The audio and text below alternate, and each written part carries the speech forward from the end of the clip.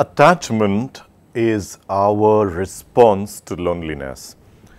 If you go deeper into this question and think about it, many often in our lives we'll come across these moments where there is a feeling of nothingness, there's a feeling of loneliness. Loneliness meaning isolation, where we're feeling alone, isolated, nothing there to rely upon, and at that moment we start to build attachments. Attachments to people, attachment to things, attachment to drugs, attachments to alcohol, attachments to religion, attachments to spirituality. All of it can be an escape from dealing with this loneliness.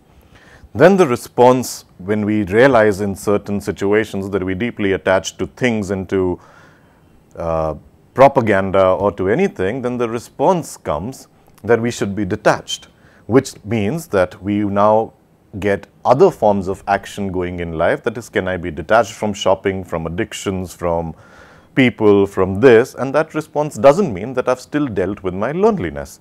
That attachment is a movement towards loneliness. Detachment is a movement towards getting detached, but it's not still a movement towards dealing with that feeling of isolation and loneliness. In these moments of loneliness, we start to pick up certain goals and ideas and concepts about life because it's troubling, because it's psychologically troubling to be alone and in that space.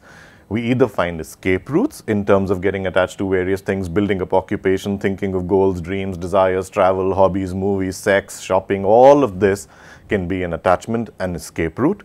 Or we find an alternate escape route that I have lived my life like this. Now let me try the opposite of getting attached, which is getting detached. And that also is an escape from facing the real problem, which is loneliness. Any movement towards an escape or the de-escape of the attachment strengthens that very core problem of loneliness to a greater degree, and we never deal with it. So the problem really isn't that whether you're attached to things or whether you are unattached to things. The problem really to deal with it is, can I face my loneliness? Can I face my isolation? Can I face being alone? Can I be okay about being nothing? And when I start to understand the real problem, which is the problem of being alone and loneliness, and where is the sense of self coming from, when I understand loneliness, the question of attachment or detachment will automatically disappear. The root of the problem is not why am I running mindlessly after things, or the root of the problem is not that those things are not bringing any happiness or joy into my life. And the answer, therefore, is not that because I'm attached, I should be unattached. That's the opposite thinking, and it really never works. The root of the problem is that I am here, and I see myself in my company, and I feel alone, I feel isolated, I don't feel a sense of joy, I don't feel a sense of happiness, I might feel even psychologically depressed or anxious or stressed.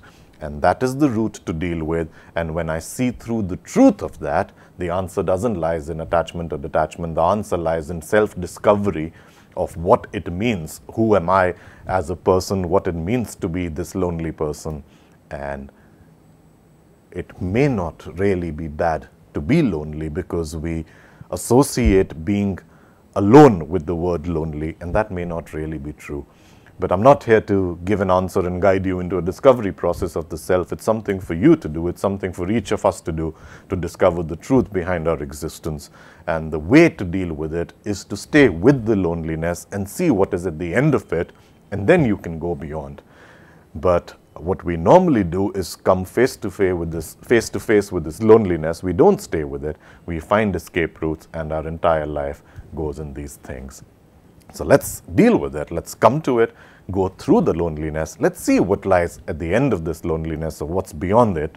And maybe that's what life needs to be about, rather than getting into a mindless occupation over the next 40 or 50 years of life. See you again.